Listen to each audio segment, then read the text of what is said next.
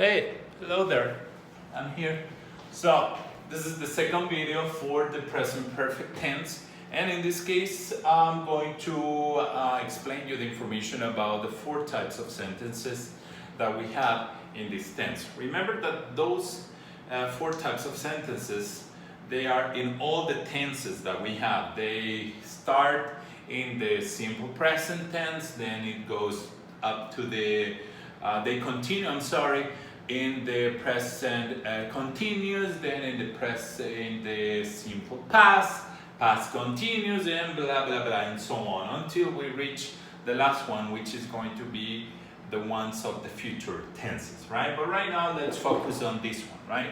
The present perfect tense. Mostly, let's go to the affirmative sentences, right?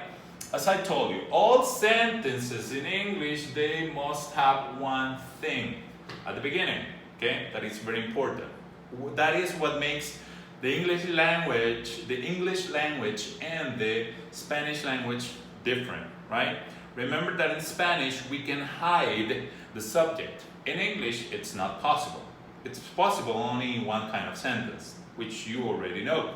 But in this case, for all the tenses or for all the other types of sentences, you know that the subject cannot be hidden, right? So in this case, for all the sentences, we need one common thing in all of them. And yes, at the beginning, or mostly for the affirmative and negative, at the beginning, we need that one thing. At the beginning, okay? So we need, yes, we need the subject. Remember for in the subject position, we can have subject pronouns and we can have nouns. Let's rewind a little bit and tell me tell me the types of pronouns, the subject pronouns that we have. Tell me, I'm waiting. Yes, we have I, you, he, she, it, we, you, they. That's correct. Those are the subject pronouns. Have you ever wondered why they have that name, subject pronouns? Well, here's the answer.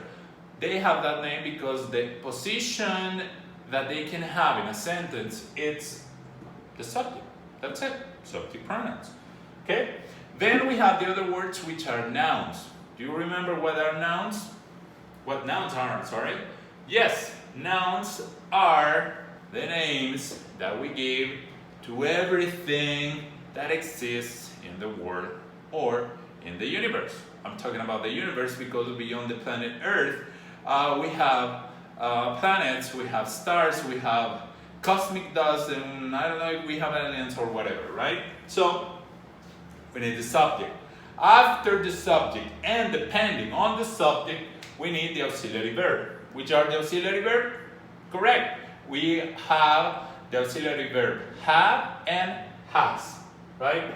I'm going to put here aux verb, and you know that it's going to be have or has. In this case, I'm writing them with capital H because I want you to focus on them, right? I don't want you to make mistakes in skipping the auxiliary verbs. They are very important. After that, remember I told in the previous video, after that we need one more thing, which is very important. I always tell you that verbs are very important. So in this case, they are there. Correct. Verbs. How or what is the form of the verb that I need for this, for the perfect tense? Yep. The form that I need is first of all, we're going to name it the main verb, right? Because remember, this is an auxiliary verb, the main verb, and after this, we can use another verb, which is a secondary verb, right? But in this case, I need the main verb in which one? Correct. In the past participle form. It doesn't matter if it is regular or irregular, we are going to need them in the past participle form. You know that a regular verb, it's going to be in the same way, or it's going to be written in the same way as in the simple past form and in the past participle form, right? Irregular verb, it's going to be the other way around. They are, well, it has completely different rules, right? It can change 2 times, it can change 3 times, or it can remain the same verb for base form, for past simple past form, or for past participle forms, right? And after that, after we have the main verb in the past participle form, we are going to need something that is called, correct, it is called the complement, right? So this is the formula, okay? In the complement, I want you to be careful with something. In this tense, remember that the present perfect tense, it's something that started in the past, continues in the present, and continues there, right? You don't see my hand. Why you don't see my hand? Because that's like the present perfect. You cannot see where it ends, right? So my arm can be very, very long. Well, you know that it's normal, but right now I just want you to imagine that it goes right there to the horizon, right? So it doesn't have an end, or if it has an end, we don't want to know, or we just skip it, or we just cover our eyes for that. We don't want to mention that, right? We only want to mention the action, I forget the word, the experience, right? Sorry for my mind, right? So I'm going to give you an example. So let's talk about experiences. Tell me your experiences. I'm going to tell you one. Well, by the way, this is my, I guess that you already know that which movie is this one, right? Correct, it's The Lion King, the animated one, because the other one I didn't like it, right? But this is the Lion King. I can tell you that I have seen, okay, I have seen or I have watched. I have watched, sorry, I have watched, see, I have seen or I have watched the Lion King movie. I'm gonna put it here, right?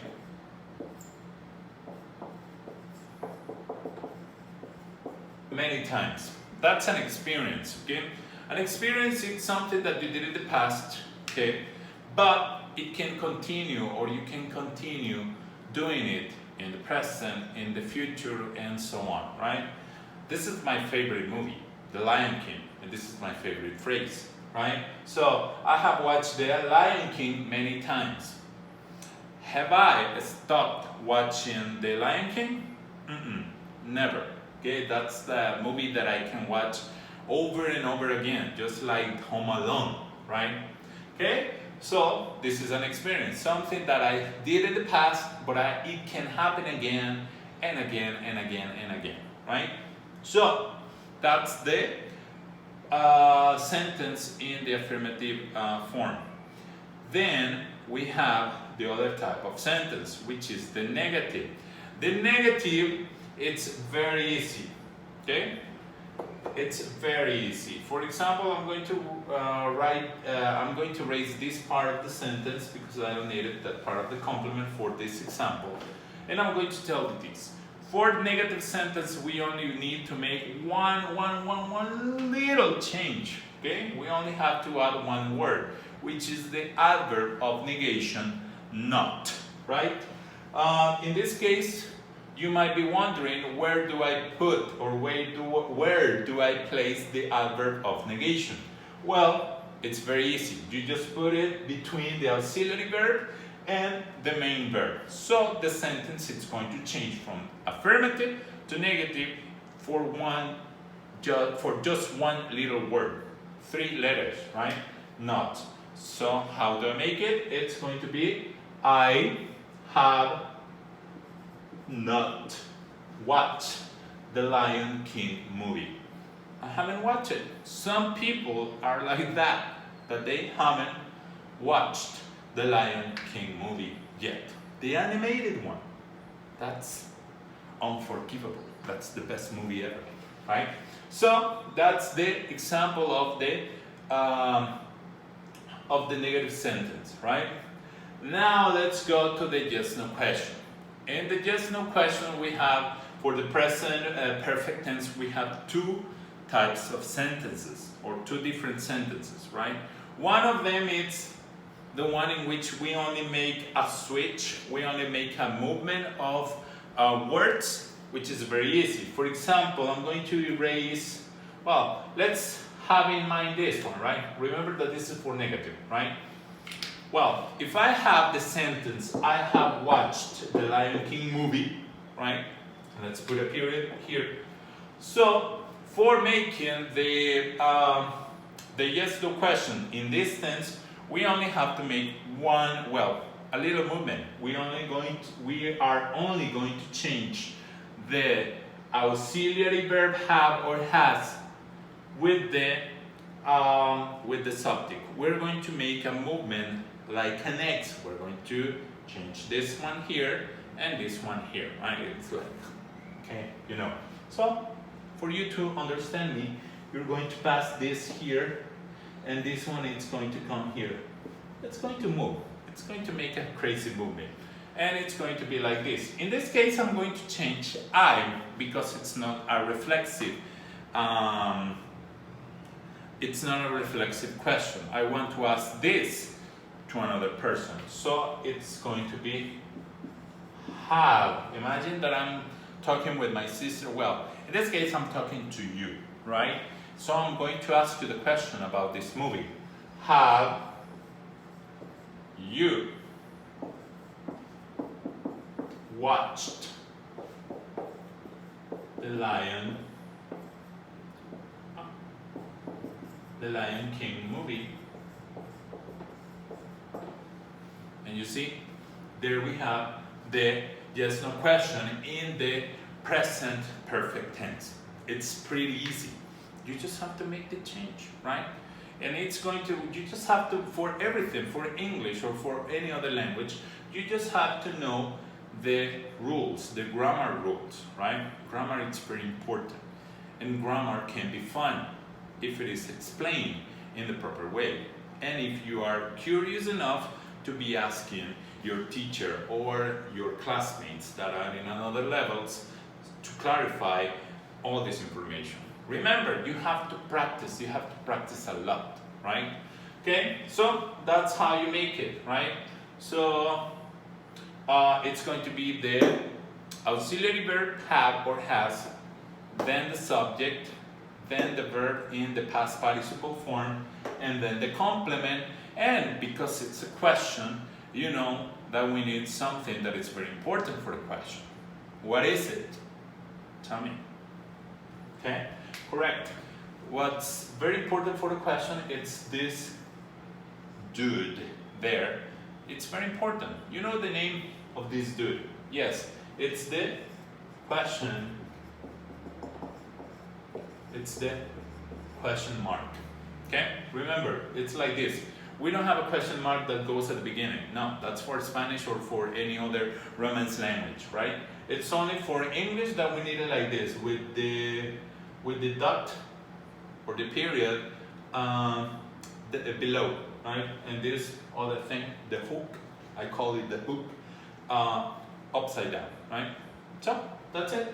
That's it for this class. I thought that it was going to be 5 minutes, but you know I like to talk. So see you in the next video.